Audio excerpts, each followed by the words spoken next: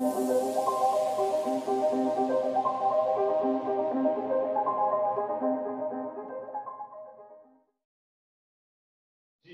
अय्यूब नबी का सीफा उसका 8वां बाब है और उसकी आयत नंबर 5 से हम लोगों ने पढ़ना स्टार्ट किया। ये आज की हमारी मरकजी तिलावत है। खुदावंद के मुक़द्दस पाक कलाम में इस तरह लिखा गया है, तो भी अगर तू खुदा को खूब ढूंढता, जरा बोलिएगा क्या लिखा है, तो भी अगर तू खुदा को खूब ढूंढता और कादरे मुतलक के हुजूर मिन्नत करता, तो अगर तू पाक दिल और रास्तबाज होता तो वो जरूर अब तेरे लिए बेदार हो जाता और तेरी रास्तबाजी के मस्कन को बर्बाद करता। और अगर जो तेरा आगाज छोटा सा था तो भी तेरा अंजाम बहुत बड़ा होता। आज हम लोग बड़ी खास और अहम पॉइंट पर बात करने वाले हैं और आज का जो हमारा मौजू है, जो टॉपिक है, वो 7वीं आयत मुबारका में से लिया गया है। और अगर तेरा आगाज छोटा सा था तो भी तेरा अंजाम बहुत बड़ा होता। टॉपिक जो यहां से लिया गया है वह खुदा की तलाश में आगाज छोटा और अंजाम बहुत बड़ा। छोटा आगाज बड़ा अंजाम, ये आज का हमारा टॉपिक है। छोटा आगाज बड़ा अंजाम। अब रात को जब मैं उठा तो मैंने खुदावंद के हुजूर यही इल्तिजा की, यही दुआ की। मैंने कहा खुदावंद अब ये जो पैगाम देना है ये सिर्फ यहां तक तो नहीं रहना, बहुत से लोगों तक पहुंचेगा ये, और जिन तक तू चाहता है वो लोग जरूर इस पाक कलाम को सुनेंगे भी मुकम्मल तौर पर और देखेंगे भी और बरकत भी पाएंगे। तो खुदावंद के हुजूर इल्तिजा की कि खुदावंद मैं क्या बोलूं। तो यही पैगाम जो खुदावंद ने दिया आज मैं आपके साथ शेयर करने वाला हूं। अच्छा, इससे पहले कि हम लोग इस बात पर गौर करें कि आगाज छोटा सा हो और अंजाम बहुत बड़ा हो, अगर अपनी नाकस अकल या दुनियावी सोच के मुताबिक ये बात सोची जाए या ऑब्जर्व की जाए तो ऐसा कतई तौर पे मुमकिन लगता नहीं है कि काम एक छोटा सा शुरू किया जाए और अंजाम उसका बहुत बड़ा हो। ऐसा लगता नहीं है। दुनियावी लिहाज से अगर देखिए, अगर बिल्कुल छोटा सा निचले दर्जे पे छोटे पैमाने पे कोई काम शुरू करते हैं तो उसी पे आप समझते हैं कि क्या ख्याल है कल को 2 साल बाद 4 साल बाद वो बहुत को बड़ा अंजाम होगा।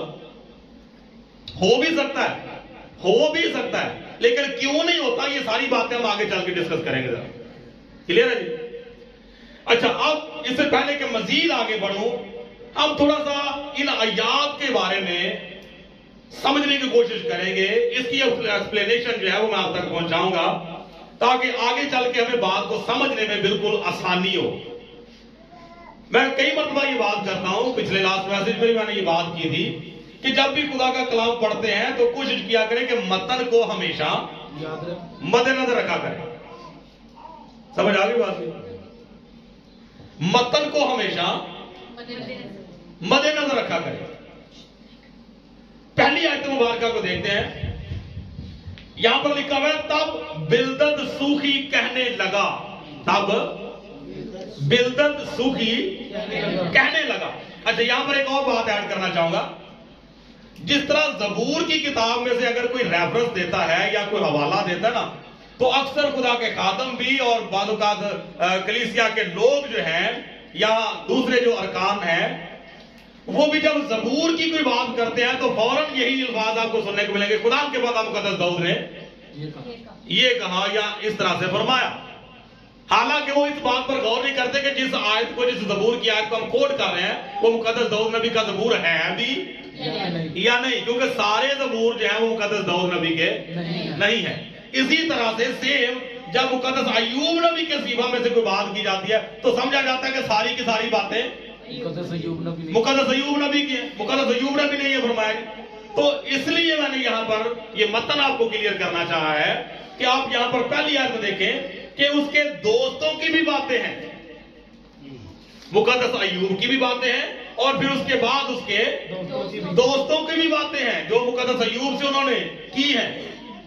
تو مقدس ایوب کا جو حال ہوا یا جو کچھ اس کے ساتھ پیش آیا وہ سارا ہم لوگ جانتے ہیں، میں اس کو ریپیٹ نہیں کروں گا۔ تو چونکہ وہ مصیبت میں تھا، یہاں پر قرآن کے کلام میں لکھا ہے کہ اس کے تینوں دوستوں میں سے ایک دوست جو ہے جس کا نام بلدد سوخی ہے، وہ کہنے لگا کہ تو کب تک ایسے ہی بکتا رہے گا اور تیرے منہ کی باتیں کب تک آندھی کی طرح ہوگی؟ کیا خدا بے انصافی کرتا ہے؟ کیا قاضی مطلق عدل کا خون کرتا ہے؟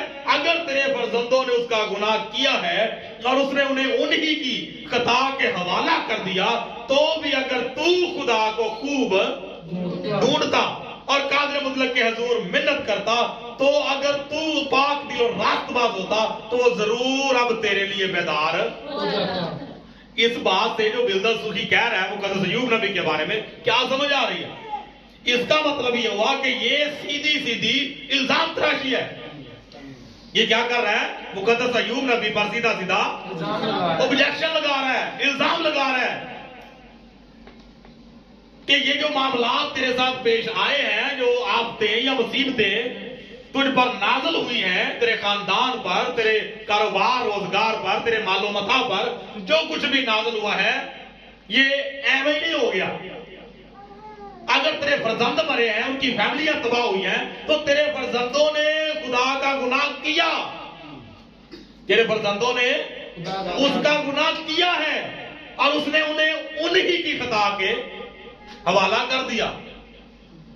اور پھر اس نے مقدس ایوب نبی کو ڈائریکٹ بات کر دی، پہلے اس کے بچوں کے بارے میں بات کی کہ انہوں نے بھی گناہ کیا، تو انہوں نے خدا نے ان کو ان کی خطاؤں کے حوالے کر دیا، اور پھر کہنے لگا کہ اب اگر تیری بات کروں تو بھی اگر خدا کو خوب ڈھونڈتا اور قادر مطلق کے حضور منت کرتا، اگر تو پاک دل اور راست باز ہوتا تو ضرور خدا اب تیرے لیے بیدار ہو جاتا۔ اگر تیری نئی سنوائی ہو رہی، اگر تیری دعائیں نہیں سنی جا رہی، نہیں کوئی جواب آ رہا، نہیں تیری مصیبتوں سے جان چھوٹ رہی، تو اس کا مطلب ہے کہ خدا تیرے لیے بیدار نہیں ہو ہی نہیں رہا۔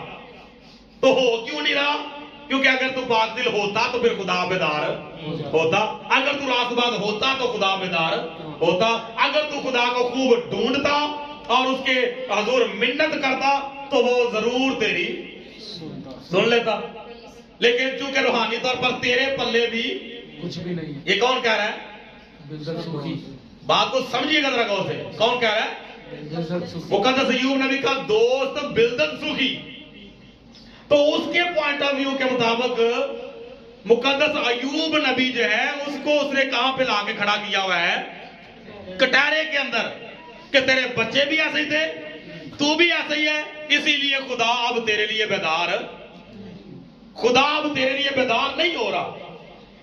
اچھا، اب پھر آگے لکھا ہے اور تیری راست بازی کے مسکن کو برومند کرتا، اور اگرچہ تیرا آغاز چھوٹا سا تھا تو بھی تیرا انجام بہت بڑا ہوتا۔ بات سمجھ میں آ گئی کہ اوپر سے بات ہو کیا رہی ہے؟ اچھا، اب یہاں پر ایک اور بڑی خاص بات ہے جو میں آپ کی گوشہ گزار کرنا چاہوں گا۔ مقدس ایوب نبی کے دوستوں نے جتنی باتیں کی ہیں، لازمن نہیں کہ ساری کی ساری باتیں انہوں نے غلط کی ہیں۔ یہ مقدس ایوب نبی کو، مقدس ایوب نبی کے صحیفے کو پڑھنے کا سمجھ لیجئے کہ ایک فارمولا میں آپ کو بتانے لگا۔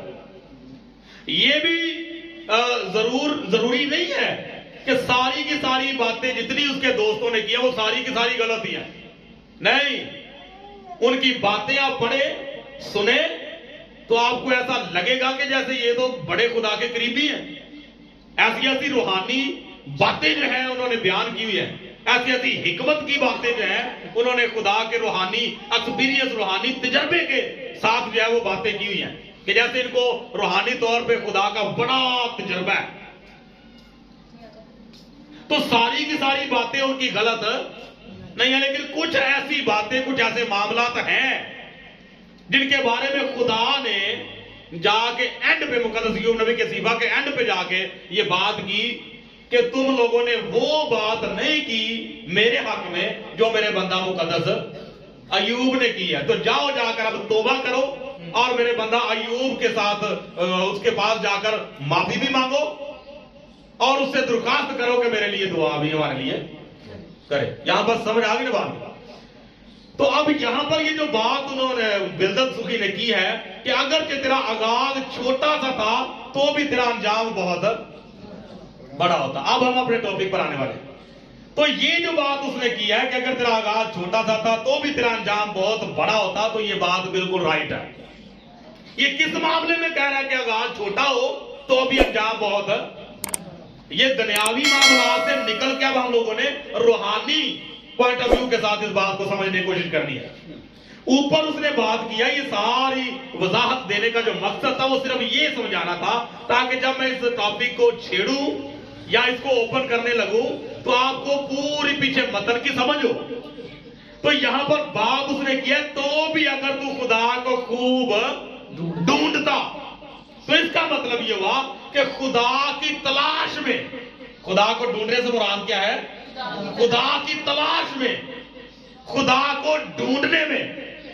अगरचे खुदा की तलाश में, अब ये मैं जुमला कंप्लीट करने लगा हूं, अगरचे खुदा की तलाश में तेरा आगाज छोटा से क्यों ना हो तो भी तेरा अंजाम बहुत बड़ा होगा, बहुत बड़ा अंजाम होगा।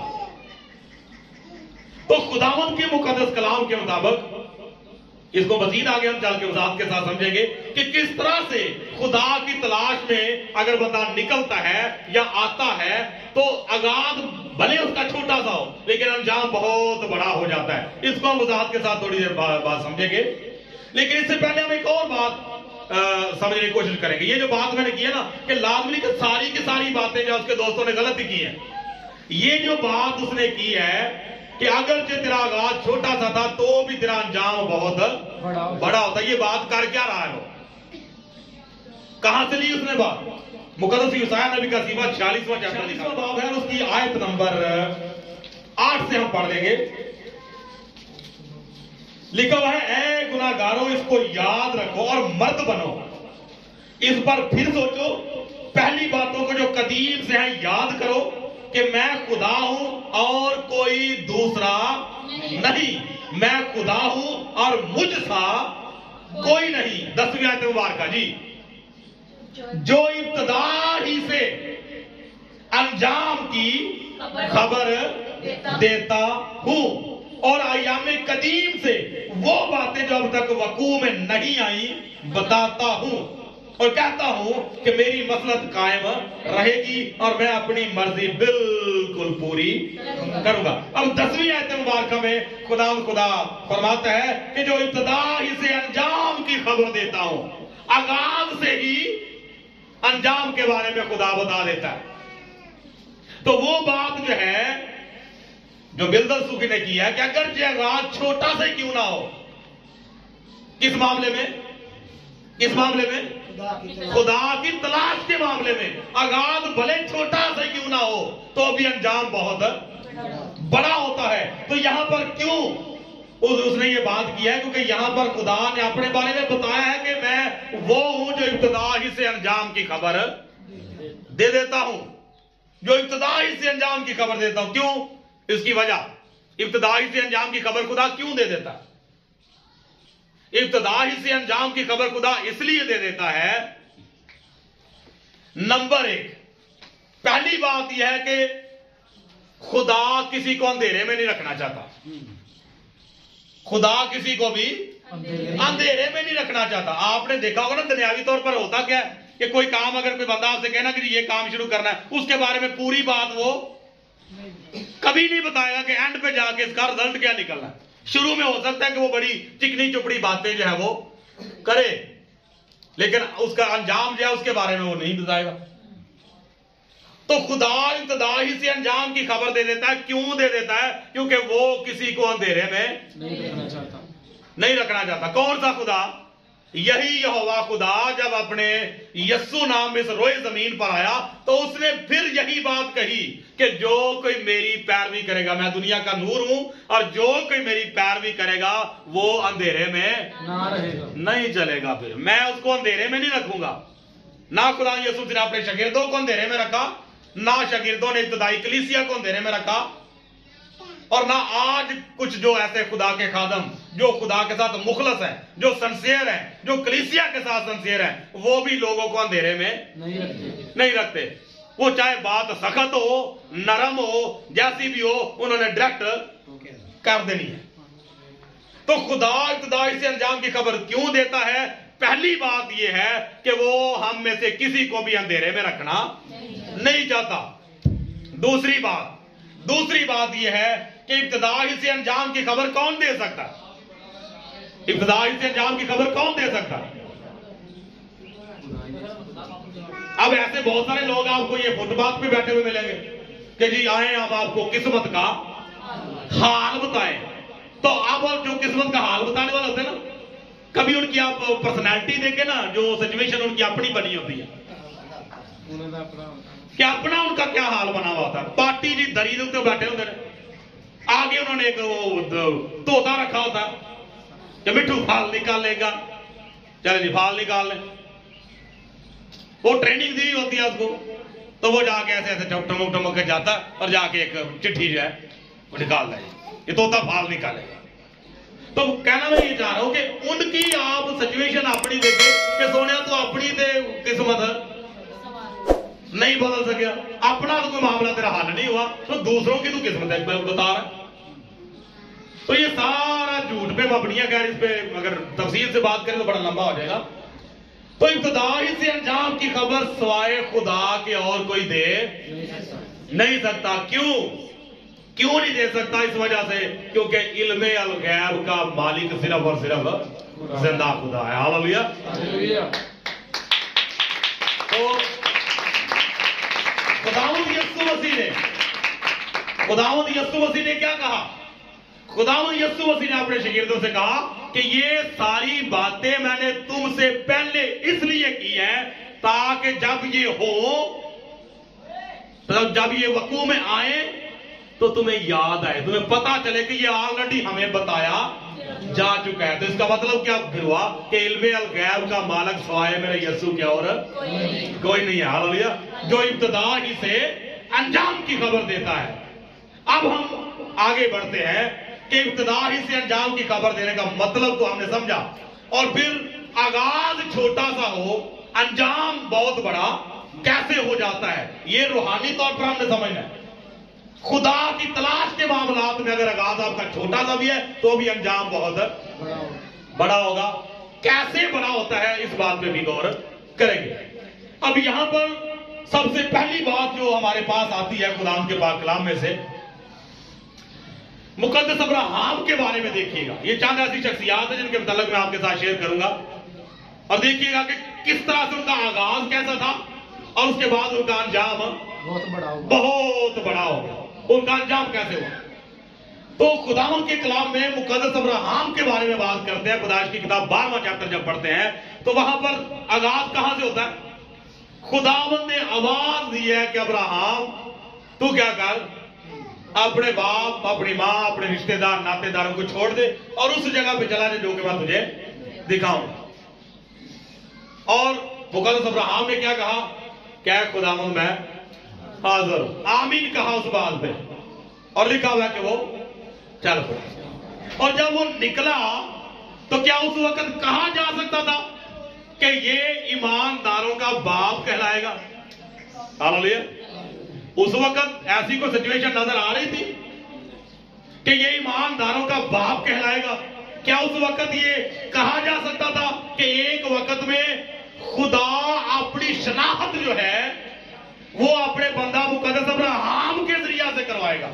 हालांकि खुदा को किसी के जरिया से शनाख्त करवाने की जरूरत नहीं है, लेकिन बात हो रही है मुकद्दस अब्राहम के आगाज की। बात हो रही है मुकद्दस अब्राहम के आगाज की। तो कहा नहीं जा सकता था कि ऐसा होगा, लेकिन ऐसा हुआ और आज तक हो रहा है। आज तक दुनिया की कौमें मानती हैं, जानती हैं, दुआ करते हैं हम लोग, ए अब्राहम के खुदा, ए इसहाक के खुदा, ए याकूब के खुदा। تو ابراہم خدا کا بندہ جو ہے اس کا آغاز چھوٹا سا تھا. اپنے بھتیجے لوط کو ساتھ لیا, اپنی بیوی سارا کو ساتھ لیا, اور چند ایک بھیڑ بکریاں اور چند ایک نوکر جا کر جو تھے وہ ساتھ لیے اور گھر سے چل پڑا. اور ایک مدت تک جو ہے وہ خانہ بدوشوں کی طرح اس نے زندگی گزاری, لیکن خدا کی وفاداری سے رتی بار بھی وہ ادھر ادھر نہیں ہوا. اور خداوند کے کلام میں پھر ہم دیکھتے ہیں کہ جن جن آزمائشوں سے خدا نے اسے گزارا اس نے سر تسلیم خم کیا, آمین کہا. یہ کوئی چھوٹا کام تھا گھر بار کو چھوڑ دینا؟ یہ کوئی چھوٹا کام تھا کہ خدا نے کہا ہو کہ میں تجھے قوموں کا باپ بناؤں گا, میں تیری ظلم سے تجھے فرزند دوں گا.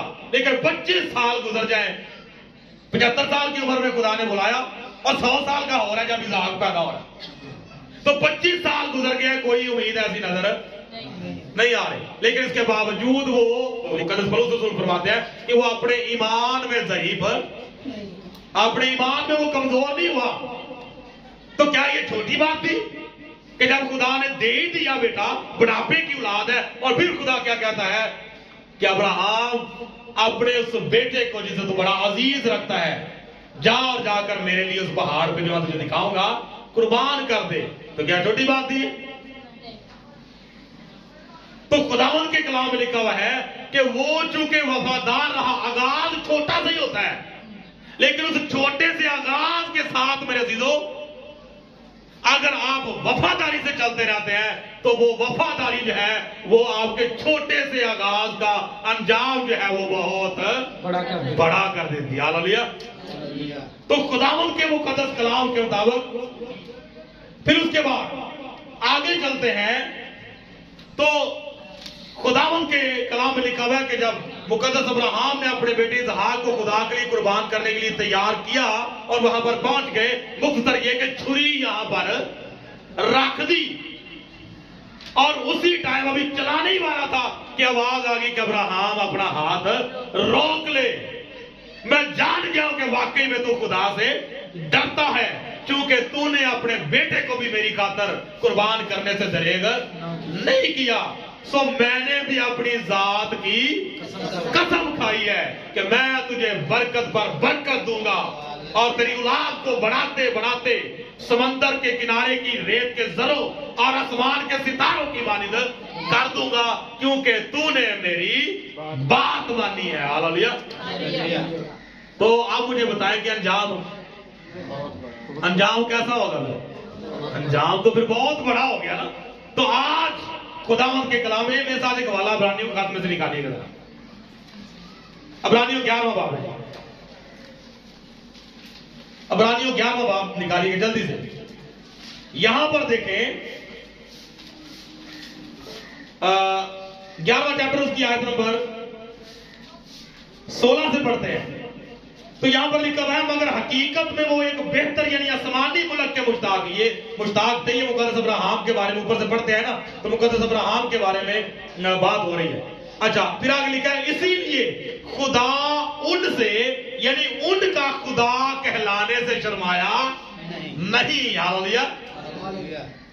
جب وہ چھوٹے سے آغاز کے ساتھ وفادار رہے تو انجام بہت بڑا ہوا.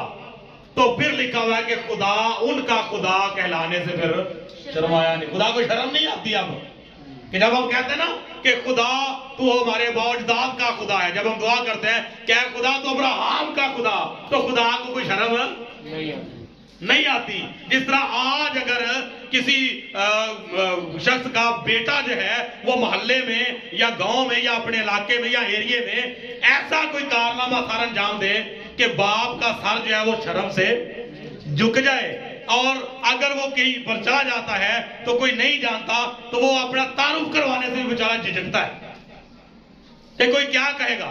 اور اگر کوئی کہہ ہی لے کہ جی آپ فلاں کے بیٹے ہیں, فلاں کے سوری باپ ہیں, تو پھر تو باپ کا سر شرم سے جھک جاتا ہے. وہ بیچارہ پریشان ہو جاتا ہے کہ یہ میں کیا جواب دوں کہ میں ہی اس کا باپ ہوں, میرا ہی وہ بیٹا ہے. تو یہاں پر لکھا ہے کہ جب ہم خدا کے حضور یہ کہتے ہیں نا کہ ابراہم کے خدا, تو خدا کہتا ہے آمین میں ہوں. ہاللیلویہ. جب ہم یہ کہتے ہیں کہ اسحاق کے خدا تو خدا کہتا ہے آمین میں ہوں. جب ہم کہتے ہیں کیا یعقوب کے خدا تو خدا بڑی خوشی سے کہتا ہے کہ آمین میں ہوں. میں ابراہیم کا خدا ہوں, میں اسحاق کا خدا ہوں, میں یعقوب و اسرائیل کا خدا ہوں. اور یہی تعارف جو ہے, یہی انٹروڈکشن جو ہے وہ خدا نے آگے چل کے مقدس موسیٰ کو دیا کوہ سینا پر. جب جھاڑی میں خدا ظاہر ہوا تو مقدس موسیٰ جو ہے وہ سجدہ ریز ہوئے اور کہنے لگے کہ اے خداوند تو کون ہے. خدا کے بارے میں جب اس نے آواز سنی تو خدا نے وہاں پر اپنا تعارف پیش کیا کہ میں تیرے باپ دادا کا خدا, ابراہیم کا خدا, اسحاق کا خدا اور یعقوب کا خدا ہوں. ہاللیلویہ. تو اب آپ اندازہ کریں انجام کتنا تب کیسا ہوا ہے؟ انجام بہت بڑا. میری بات سمجھ میں آ رہی ہے؟ اچھا پھر اس کے بعد آگے چلیے گا. پیدائش کی کتاب میرے ساتھ نکالیں ذرا. 28واں چیپٹر ہے اور اس کی آیت نمبر ہے 18 سے پڑھتے ہیں. یہاں پر لکھا ہوا ہے اور یعقوب صبح سویرے اٹھا, اور یعقوب صبح سویرے اٹھا اور اس پتھر کو جسے اس نے اپنے سرہانے درا تھا لے کر ستون کی طرح کھڑا کیا اور اس کے سرے پر تیل ڈالا اور اس جگہ کا نام بیتل رکھا, لیکن پہلے اس بستی کا نام لوز تھا. اب یہاں پر 20ویں آیت میں بات سٹارٹ ہوتی ہے اور یعقوب نے منت مانی. یہ بڑی اہم بات ہے, اس کے بعد دعا کریں گے.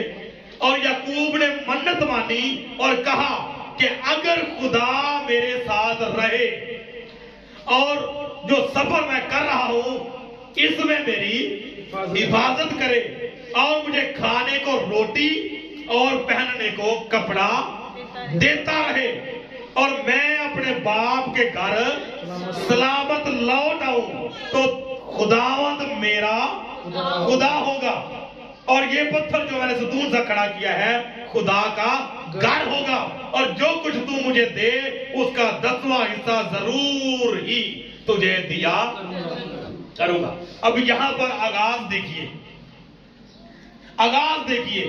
ماموں کے گھر سے بھائی کے اپنے گھر سے اپنے بھائی عیساؤ کے ساتھ گلا شکوہ جو بھی تھا پیچھے ہمیں پتہ چلتا ہے وہ نکل تو آیا اپنے ماموں لابن کے گھر جانے کے لیے, اور رستے میں یہاں پر کچھ واقعہ رونما ہوتا ہے اور مختصر کہہ رہا ہوں کہ یہاں پر جو رویا اس نے دیکھی اس کے بعد خداوند کے بندہ مقدس یعقوب نے ایک منت مانی ہے اور لکھا ہوا ہے کہ اگر خدا میرے ساتھ رہے اور جو سفر میں کر رہا ہوں اس میں میری حفاظت کرے اور مجھے کھانے کو روٹی اور پہننے کو کپڑا دیتا رہے تو پھر خداوند میرا خدا ہوگا. یہاں پر بھی ایک آغاز ملتا ہے. یہاں پر بھی ہمیں ایک آغاز ملتا ہے. اب جو بات یہاں پر مجھے اس ٹاپک کے اکارڈنگ سمجھنے کو ملی وہ میں بتانے لگا ہوں کہ کھانے کو روٹی اور پہننے کو کپڑا دیتا رہے. یہ روٹی کپڑا اور مکان کیا ہے؟ روٹی کپڑا اور مکان ہے کیا؟ یہ انسان کی بیسک نیڈز ہیں, یہ انسان کی بنیادی ضروریات ہیں, یہ انسان کی ضروریات زندگی ہیں جن کے بغیر انسان کا گزارا نہیں ہوتا. تو یہاں پر جو بات خدا نے مجھے سکھائی وہ یہ ہے کہ ہو سکتا ہے کہ ہم خدا کی تلاش میں جب نکلتے ہیں تو ہو سکتا ہے کہ ہمارا آغاز جو ہے وہ ہماری دنیاوی ہماری ذاتی ضرورتوں کے طور پر ہو, کہ ہم اپنے روٹی کپڑے اور مکان کے چکر میں خدا کے پیچھے نکلے. بات سمجھ آئے کہ نہیں؟ ایسی بہت ساری ٹیسٹمنیز آپ کو ملے گی, ایسی بہت ساری گواہیاں آپ کو سننے کو ملتی ہے کہ جی میرے حالات ٹھیک نہیں تھے, ہمارا کاروبار ٹھیک نہیں تھا, ہمارے حالات بڑے تنگ تھے, ہمارے حالاتوں کا دائرہ بڑا تنگ ہو چکا ہوا تھا اور ہم نے خدا کے خادم سے دعا کروائی, خدا کے خادم کے ساتھ رفاقت رکھی اور خداوند سے درخواست کی کہ خداوند تو ہمارے حال پر رحم کر, اور خدا نے اپنی قدرت کاملہ سے ایسا معجزہ دکھایا کہ آج خداوند کا شکر ہے کہ دنیا کی ہر چیز جو ہے وہ ہمارے گھر میں موجود ہے. اچھا آغاز تو صرف ان کی ایک بنیادی ضرورت سے ہوا. وہ بنیادی ضرورت ہو سکتا ہے بیماری سے شفا بھی ہو سکتا ہے وہ آپ کا کوئی کاروباری معاملہ ہو سکتا ہے وہ میاں بیوی کا آپس کا کوئی گھریلو معاملہ چل رہا ہو سکتا ہے کہ بچوں کی نافرمانی ہو جس سے آپ آغاز کریں کہ جن کو جو چیزیں آپ کا ذریعہ بن جائے خدا تک آنے کا. تو آغاز تو چھوٹا سا ہوا نا, आगाज तो छोटा सा हुआ, तो अंजाम फिर बहुत बड़ा होता है। लेकिन कैसे? यहां पर देखें कि मुकद्दस यकूब के बारे में बात करते हैं, तो उसका आगाज है वो तो हुआ है रोटी पानी से। आगाज कहां से हुआ? रोटी, कपड़ा और मकान। खाने को रोटी देता रहे, पहनने को कपड़ा देता रहे, तो फिर उसके बाद क्या होगा? नंबर 1 फिर खुदावन मेरा खुदा होगा। मेरे बाप का तो था इसहाक का, मेरे दादा अब्राहम का भी था, लेकिन फिर वो मेरा होगा। और फिर उसने कहा कि जो कुछ तू मुझे दिया करेगा मैं उसका 10वां हिस्सा जरूर ही तुझे दिया करूंगा, ताकि पता चलता रहे कि मैं तेरा हूं और तू मेरा है। ये जो बिजली का बिल पे करते हैं, ये जो बिजली का बिल, गैस का बिल पे करते हैं, टेलीफोन का बिल पे करते हैं, उससे पता चलता है कि हमारा हुकूमत के साथ कोई लेन देन है। हम पाकिस्तानी शहरी हैं और ये पाकिस्तान हमारा मुल्क है। इससे ये पता चलता है कि हम पाकिस्तानी हैं और ये हमारा मुल्क है। तो इसी तरह से उसने ये मन्नत मानी।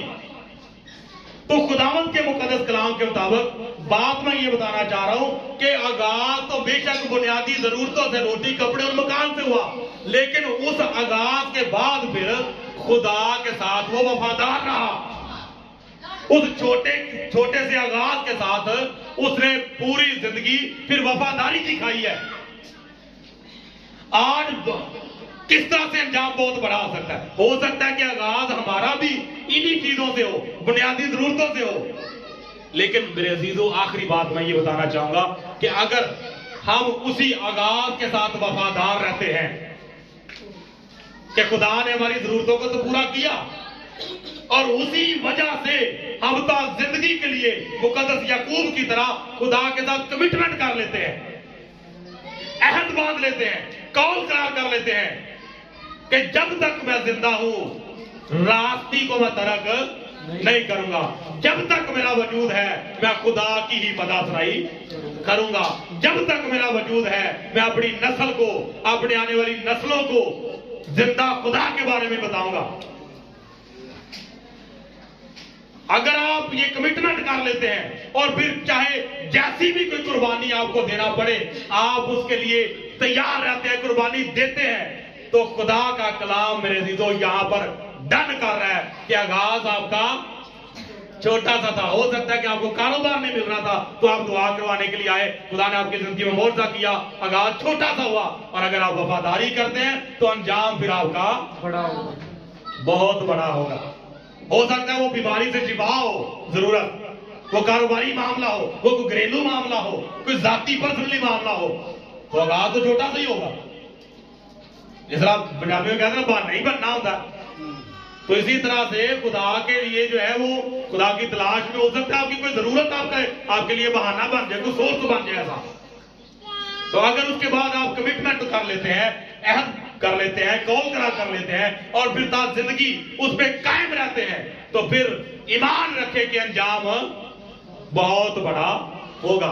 तो ये जो मैसेज है यहाँ पर वाइंड अप नहीं हुआ, ये समझ लीजिए कि एक हिस्सा मैंने डिलीवर किया, जो नेक्स्ट अगला हिस्सा है वो नेक्स्ट खुदा ने चाहा तो हम जरूर इसको समझेंगे। तो आज जो हासिल कलाम आपने सुना है, समझा है, इस पर तवज्जो दीजिएगा और अपने अपने आगाज पे गौर कीजिए कि जब आपने खुदावंद को अपना शख्सी निजात दहिंदा कबूल किया वो क्या वजह बनी। एल्डर साहब अक्सर अपनी गवाही बताया करते हैं कि जी जब मैं यहाँ पर खड़ा था तो पाज साहब ने सिर्फ मुझे सलाम किया है, तो उसके बाद आगे फिर देख लें अंजाम क्या हो। क्यों एल्डर साहब, यही बात है, ये आप लोगों ने भी पहले कई मरतबा सुनी उनके मुंह से। तो वो सलाम जो है वो एक छोटा सा क्या था, आगाज, और अंजाम कहां पे आप देख रहे हैं? अंजाम कहां पे होता है? अंजाम ये देख रहे हैं, और यही तक नहीं है, ये तो समझ लीजिए जिस तरह कहते हैं ना कि अभी तो शुरुआत है, आगे आगे देखे फिर होता है क्या, शायद कि तेरे दिल में उतर जाए मेरी बात। وہ جتنے لوگ سن رہے ہیں دیکھ رہے ہیں شاید کہ ان کے دل میں اتر جائیں یہ باتیں جو خدا کے کلام میں سے بیان کی گئی ہیں.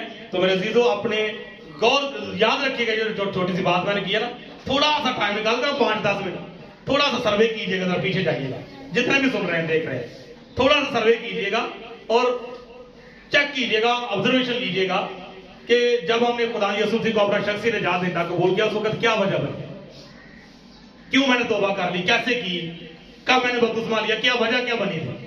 تو اس آغاز کو دیکھیے گا کہ آغاز کیسے ہوا.